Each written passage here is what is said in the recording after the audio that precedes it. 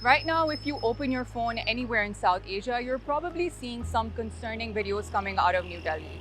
Young men standing frozen while police baton charge them, women getting slapped, Rahul Gandhi, India's most prominent opposition leader, being dragged away by police outside Modi's own residence, Bollywood legend Nasiruddin Shah choking up on camera as he tells India's government that everything will be remembered. And Delhi's Parliament Street looking like a battlefield with people being dragged across the road, all while Modi is seen inside Parliament seemingly unbothered, just meters away from where his own police are tear gassing students. And this isn't just a Delhi story anymore. Protests have spread to Mumbai and Bengaluru as well, each drawing hundreds of demonstrators. So what's going on? So back in May, India's Chief Justice Surya Kant made an offhand remark in court, comparing the country's unemployed youth to cockroaches and parasites of society.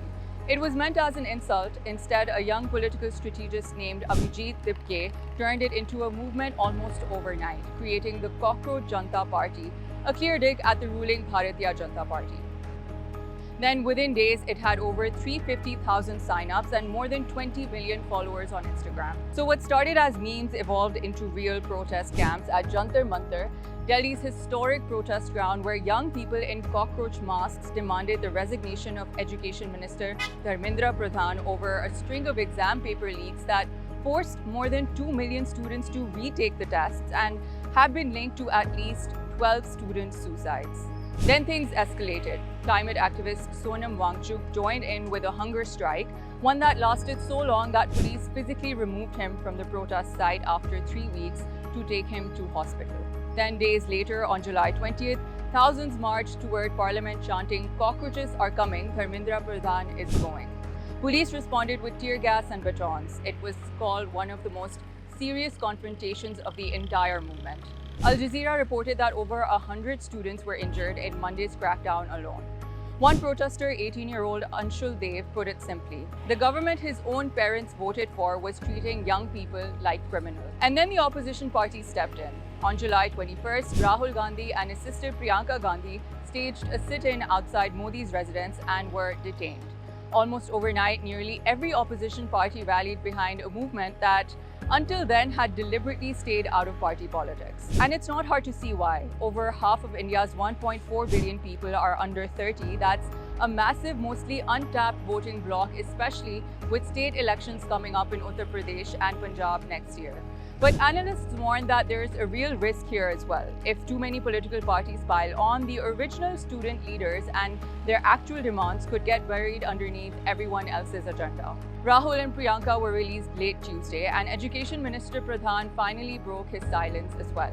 Not with an apology, but with a counterattack, accusing Rahul Gandhi on social media of exploiting students as political props to manufacture disruption. Independent outlets like The Wire have documented how thousands were hurt while Delhi police kept denying any use of force, despite video evidence circulating everywhere. Journalist Rana Ayub connected the dots even further, tying this crackdown to the looming demolition of Muhammad Ali Johar University in Rampur and to past crackdowns at JNU, Aligarh Muslim University and Tata Institute of Social Sciences. She argued that this isn't one isolated incident, but a pattern of squeezing dissent out of India's campuses. CJP's founder says more than 20 students have died by suicide amid the exam crisis that sparked all of this. And if you go online, you'll see a number of murkier stories playing out. Social media users sharing screenshots of messages offering payment, reportedly around 40,000 rupees, to produce pro-government content. This, of course, echoes a broader, well-documented pattern of state-funded influencer campaigns in India. And then on mainstream media, Republic Media's Arnab Goswami pushed a foreign hand theory, pointing to a routine US Embassy travel advisory as evidence of American involvement, a claim that independent fact-checkers say badly misreads how these advisories normally work. CJP protests at the Jantar Mantar, at the site of protest at Jantar Mantar, and that's why, like we asked with the communist leaders, whether there was some kind of connection between their visit to the CJP protest site and their visit to the Chinese embassy event or participation in the Chinese embassy event.